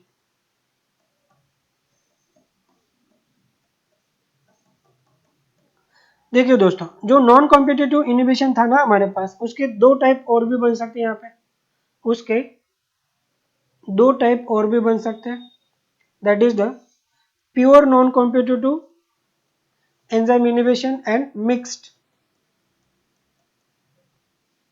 Mix non competitive enzymatic inhibition. इनके बारे में हम पढ़ लेते हैं।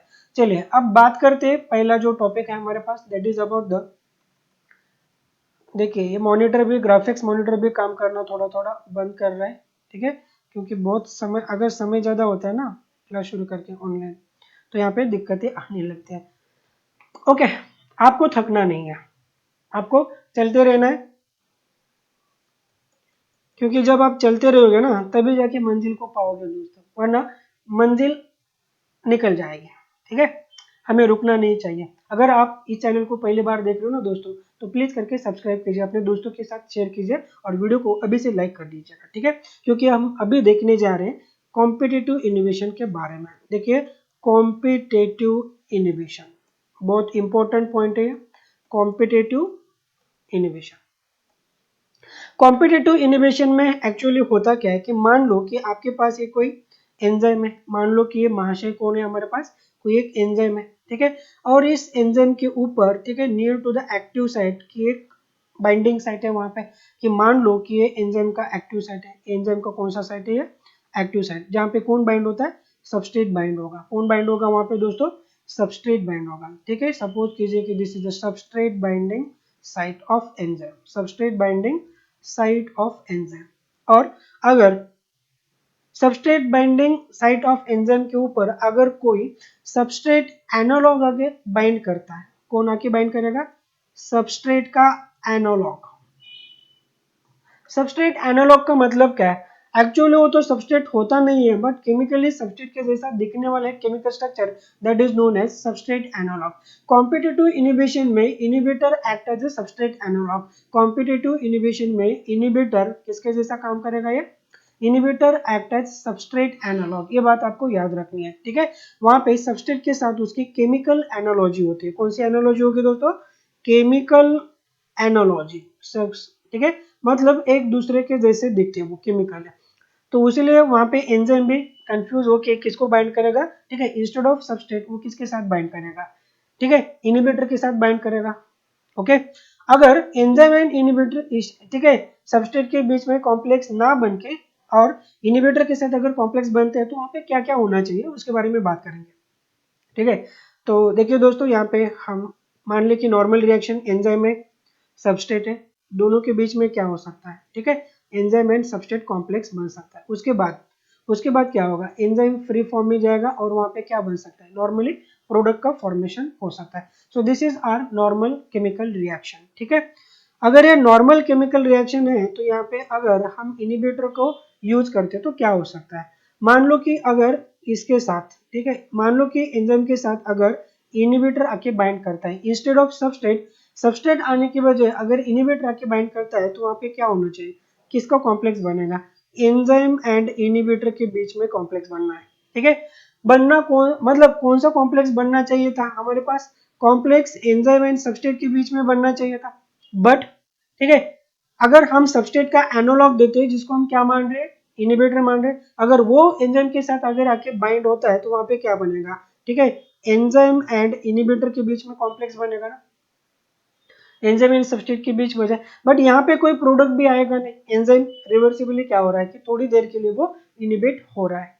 ठीक है, किनका कॉम्प्लेक्स बन रहा है? एंजाइम एंड इनिबिटर के बीच में कॉम्प्लेक्स बन रहा है। अगर इनका कॉम्प्लेक्स फॉर्मेशन का अगर रेट हम पता करते हैं तो उस रेट को हम क्या मानेंगे? के आई मानेंगे। यहाँ पे क्या मानेंगे? के आई। सो के आई डिनोट द, जैसे कि यहाँ पे K1 डिनोट कर रहा था एंजाइम एंड सबस्ट्रेट के बीच में कॉम्प्लेक्स फॉर्मेशन का रेट, तो यहाँ पे के आई क्या डिनोट करेगा? It denote the, it is a rate constant for, ठीक है, enzyme and inhibitor, rest constant for enzyme and inhibitor. Enzyme and inhibitor के बीच में जितना कॉम्प्लेक्स बन रहा है ना वहां पे, उसको कॉम्प्लेक्स बनने का जो रेट है तो किससे डिनोट कर दिया जाएगा? के आई से डिनोट कर दिया जाएगा। ठीक है दोस्तों, अब बात करते हैं कि यहाँ पे फॉर्मूले के बारे में। देखिए, अगर हम यहाँ पे वेलोसिटी का नॉर्मल फॉर्मूला देखते हैं तो हमें पता है कि नॉर्मल फॉर्मूला, ठीक है, अकॉर्डिंग टू माइकलिस मेंटेन क्या था? V max into molar concentration of substrate divided by Km plus क्या था? Molar concentration of substrate. अब ये चेंज होके क्या हो सकता है यहाँ पे? ठीक है, इनिबिशन के अंदर क्या होगा? V0, Vmax तो Vmax ही रहेगा, सबस्टेट कॉन्सेंट्रेशन में कोई चेंज नहीं आएगा, और Km की जगह यहाँ पे क्या होगा? Alpha Km plus substrate. So यहाँ पे अल्फा क्या डिनोट कर रहा है? अल्फा किसको डिनोट कर रहा है दोस्तों? सो यहाँ पे अल्फा डिनोट कर रहा है 1 प्लस, ठीक है,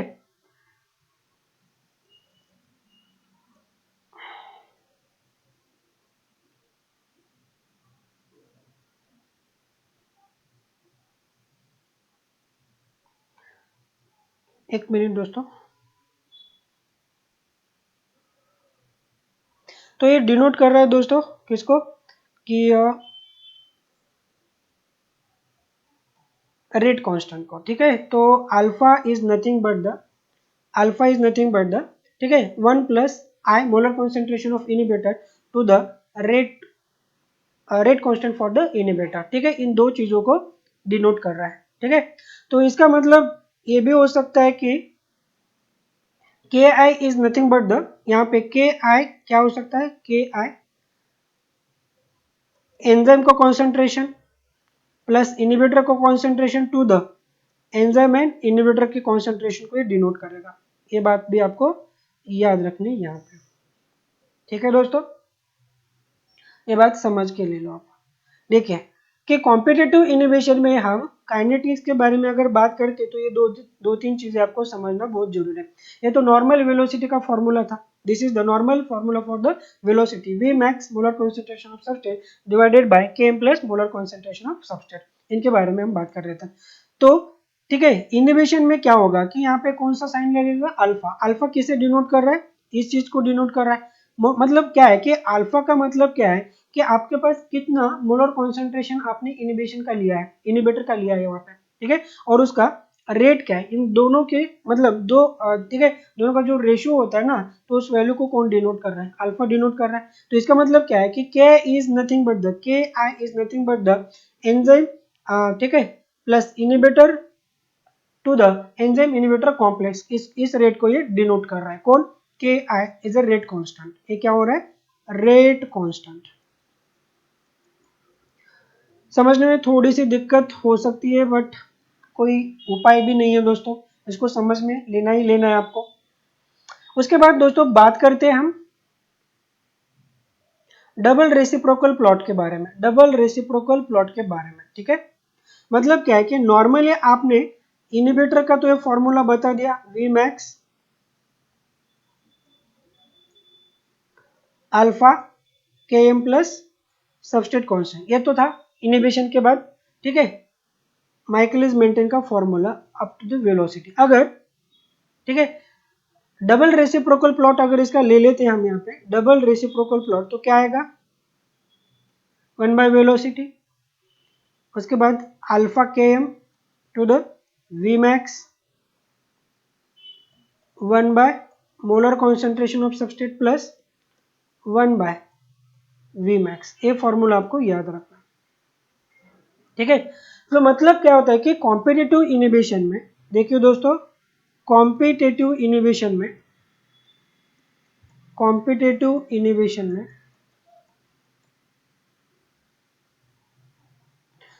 Vmax तो चेंज होगा नहीं, there is no change on the Vmax, no change,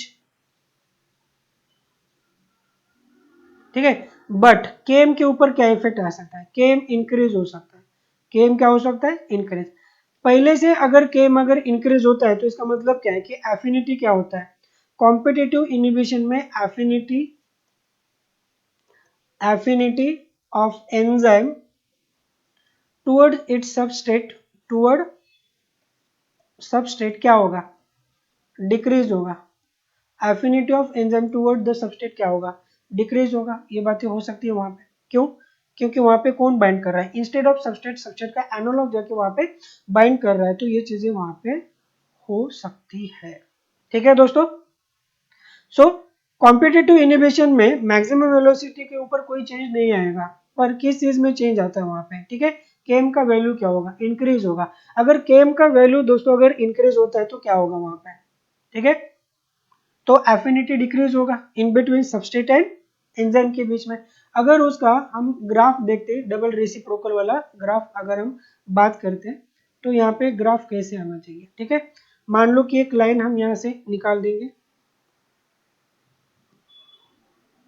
जब कोई इनिबिशन नहीं है तो लाइन ये आएगा, और मान लो कि अगर आपके पास यहाँ पे इनिबिशन हो रहा है, ठीक है, अगर इनिबिशन हो रहा है यहाँ,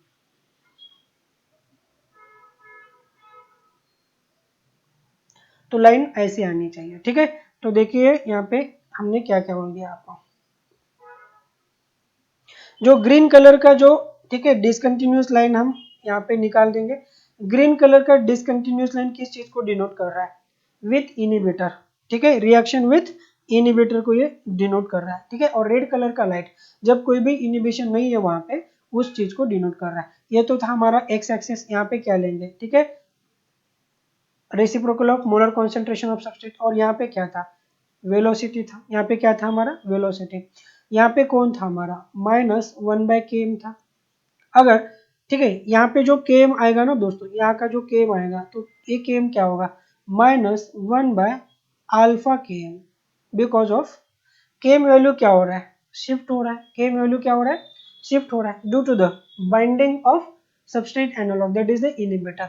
तो ये जो लाइन है ना दोस्तों, ये इनिबिटर को डिनोट कर रहा है। किसको डिनोट करेगा, ये इनिबिटर, ठीक है। एंड रेड कलर का जो लाइन था हमारा, ठीक है, विदाउट इनिबिशन में हमें दिखाई दे रहा है, ठीक है, जब कोई इनिबिटर होता नहीं है, विदाउट इनिबिटर। इन बातों को समझने की कोशिश कीजिए। और यहाँ पे इंटरसेक्टिंग पॉइंट पे क्या आएगा, यहाँ पे 1/Vmax। और स्लोप क्या हो सकता है, यहाँ पे स्लोप Km/Vmax। स्लोप क्या आएगा दोस्तों, Km/Vmax। ये बातें आपको याद रखनी है, ठीक है। सो इस बात से हमें पता चलता है कि मैक्सिमम वेलोसिटी, क्योंकि वाई एक्सिस पे हम जो ले रहे चीज है वो तो वेलोसिटी है। वेलोसिटी यहाँ पे तो चेंज होती नहीं, so no change in velocity, no change in velocity of enzyme. Enzyme के वेलोसिटी में कोई चेंज नहीं है। बट यहाँ पे कौन शिफ्ट हो रहा है, राइट साइड में अगर ग्राफ लाइन शिफ्ट होती है एक्स एक्सिस के ऊपर, इसका मतलब क्या है कि केएम वैल्यू क्या हो रही है, केएम वैल्यू इंक्रीज हो रही है, केएम वैल्यू इंक्रीज हो रही है। अब आप मानोगे कि केएम वैल्यू अगर इंक्रीज होती है तो एफिनिटी क्या होगी एंजाइम की, डिक्रीज होती है। एंजाइम का एफिनिटी क्या होना चाहिए दोस्तों, एंजाइम का एफिनिटी टुवर्ड इट्स सबस्ट्रेट क्या हो रहा है, डिक्रीज हो रहा है। तो ये बातें थी यहाँ पे एंजाइम इनिबिशन। अब बात करते हैं कि कॉम्पिटिटिव इनिबिशन के एग्जांपल के बारे में। जैसे कि मान लो कि हमारे पास एक ठीक है competitive inhibitor, that is about the methotrexate. Methotrexate एक एंटी कैंसरस ड्रग के हिसाब से भी हम इसको यूज कर सकते हैं, एंटी कैंसर ड्रग, ठीक है। मिथोट्रेक्सेट को हम as a anti cancer drug के हिसाब से भी यूज कर सकते हैं। Actually methotrexate is a competitive inhibitor for enzyme dihydrofolate reductase. Dihydrofolate reductase, dihydrofolate reductase enzyme के लिए हम क्या यूज कर सकते हैं, मान लो कि एंजाइम है, ठीक है। अब एग्जांपल में जब बात करेंगे कि मान लो कि एंजाइम है हमारे पास, that is known as dihydrofolate reductase, okay. इस एंजाइम का ओरिजिनल जो सबस्ट्रेट है हमारे पास, original substrate for this enzyme that is about, मान लो कि ये डाइहाइड्रोफोलेट है, कौन है, डाइहाइड्रोफोलेट है। पर वहां पे हमने क्या कर दिया, डाइहाइड्रोफोलेट की वजह हमने वहां पे एक केमिकल रख दिया जिसका नाम क्या है, मिथोट्रेक्सेट, जिसका नाम क्या है, मिथोट्रेक्सेट।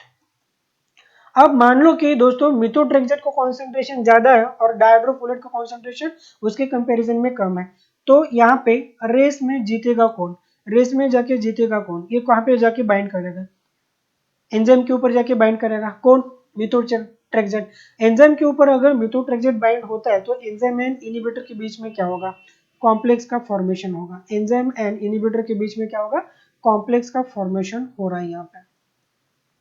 तो सबस्ट्रेट का एफिनिटी क्या हो गया, डिक्रीज हो गया। सबस्ट्रेट का एफिनिटी क्या हो रहा है, डिक्रीज हो रहा है। इसका मतलब क्या है, सबस्ट्रेट को अगर यहाँ पे बाइंड कराना है तो आपको क्या कराना पड़ेगा, सबस्ट्रेट का कॉन्सेंट्रेशन इंक्रीज कराना होगा। सबस्ट्रेट कॉन्सेंट्रेशन अगर इंक्रीज करने के बाद अगर एंजाइम के ऊपर बाइंड होता है तो इसका मतलब क्या है, उसका एफिनिटी क्या है, उसका एफिनिटी घट रहा है, ये बात है, ठीक है। अब अगर इसको निकाल के आप मतलब इनिबिटर को निकाल के एंजाइम के ऊपर ओरिजिनल सबस्ट्रेट को बाइंड करेंगे, उसके बाद अगर आप वेलोसिटी को चेक करते हो तो वेलोसिटी में चेंज तो नहीं आएगा, जितना पहले वेलोसिटी था उतना ही वेलोसिटी अब आपको मिल सकता है यहाँ पे। तो ये दो बातें आपको याद रखनी है। सो डाइहाइड्रोफोलेट, ठीक है, जो ओरिजिनल सबस्ट्रेट है हमारा इस एंजाइम के लिए, original substrate for this enzyme, और मिथोट्रेक्सेट इज अ ब्लॉकर। मतलब क्या है कि अगर ओरिजिनल सबस्ट्रेट डायहाइड्रोफोलेट इस एंजाइम को बाइंड करता है तो प्रोडक्ट में क्या आएगा, प्यूरिन एंड पायरिमिडिन का सिंथेसिस कराता है। किसका सिंथेसिस कराता है, प्यूरिन एंड पायरिमिडिन के सिंथेसिस में ये काम में आता है। मैं अगर कैंसर को हमें रोकना है तो प्यूरिन एंड पायरिमिडिन का अमाउंट अगर हम रोकते हैं तो सेल का डिवीजन या डीएनए का रिप्लिकेशन रोक सकते हैं। डीएनए का रिप्लिकेशन अगर हम रोक सकते हैं तो सेल का डिवीजन भी क्या कर सकते हैं, रोक सकते हैं। ठीक है, किसको रोक के, डायहाइड्रोफोलेट रिडक्टेज एंजाइम को यहाँ पे रोक सकता है। So methotrexate act as a competitive inhibitor in this reaction. अब सेकंड एग्जांपल के बारे में बात करते हैं। सेकंड एग्जांपल में हमें एंजाइम मिलेगा अल्कोहल डिहाइड्रोजिनेज। एंजाइम कौन है दोस्तों हमारे पास, अल्कोहल डिहाइड्रोजिनेज। देखिए अगर अल्कोहल डिहाइड्रोजिनेज एंजाइम को, ठीक है, अल्कोहल डिहाइड्रोजिनेज एंजाइम के लिए दो सबस्ट्रेट मान के चलते हैं, यहाँ पे दो अलग अलग सबस्ट्रेट, ये दो अलग अलग सबस्ट्रेट। ठीक है, अगर मान लो कि ये मिथेनॉल है और ये कौन है, इथेनॉल है, और ये एंजाइम कौन है, अल्कोहल डिहाइड्रोजिनेज एंजाइम। कौन सा एंजाइम है, अल्कोहल डिहाइड्रोजिनेज एंजाइम। ओके दोस्तों, नाउ अगर हम इन दोनों के बीच में बात करते हैं, अगर मान लो कि इस अल्कोहल डिहाइड्रोजिनेज एंजाइम को मिथेनॉल अगर बाइंड करता है तो वहां पे एक, ठीक है, पॉइजनस सब्सटेंस फॉर्म होगा, that is known as a formaldehyde. कौन फॉर्म होगा वहां पे, फॉर्मल्डिहाइड। अगर आपको फॉर्मल्डिहाइड का फॉर्मेशन इनिबिट कराना है, अगर इसका, ठीक है, फॉर्मेशन आपको कम कराना है, ठीक है, तो आपको क्या करना होगा, वहां पे आपको एडिशन करना होगा वहां पे किसका, इथेनॉल का। किसका एडिशन करना होगा, इथेनॉल। ठीक है, सो इथेनॉल का कॉन्सेंट्रेशन अगर आप बढ़ाते हो तो इंस्टेड ऑफ मिथेनॉल वहां पे एंजाइम के साथ कौन जाके बाइंड होगा, इथेनॉल जाके बाइंड होगा। अगर इथेनॉल एंजाइम के साथ अगर जाके बाइंड होता है तो फॉर्मेशन ऑफ फॉर्मल्डिहाइड वहां पे क्या होगा, होगा नहीं। ठीक है, फॉर्मेशन ऑफ फॉर्मल्डिहाइड का फॉर्मेशन वहां पे होगा नहीं। तो ये चीज होती है कॉम्पिटिटिव इनिबिशन में। इन दोनों के बीच में कॉम्पिटिशन है कि कौन जाके पहले एंजाइम के साथ बाइंड करता है, तो इनके बारे में हमने बात किया। देखिए दोस्तों, ठीक है, पिछले आई थिंक कि 1 घंटे से भी ज्यादा, ठीक है, समय हो चुका है, और यहाँ पे जो फोकस है ना रूम में, स्टूडियो में, तो बहुत ज्यादा गर्मी कर रहा है, और पिछले घंटे से फैन भी चल रही है, और दोपहर का समय है ना दोस्तों, तो बहुत ज्यादा गर्मी हो रही है। तो अगले लेक्चर में मतलब सफोकेशन हो रहा है यार, ठीक है, अगले लेक्चर में हम इसके अगला वाला टॉपिक हम कवर कर लेते हैं। अब तक के लिए हम यही रुकते हैं दोस्तों। अगर आपको वीडियो, ठीक है, समझ में आता है तो वीडियो को लाइक कीजिएगा, और जेन्युइनली आपके दोस्तों के साथ या ऑनेस्टली आपके दोस्तों के साथ इसको शेयर कीजिएगा। और चैनल को अब तक सब्सक्राइब नहीं किया है ना दोस्तों, तो प्लीज चैनल को सब्सक्राइब किया और बेल आइकन को भी प्रेस करना ना भूलें। तो इसी के साथ यहीं पे रुकते हैं और टॉपिक को, जय हिंद।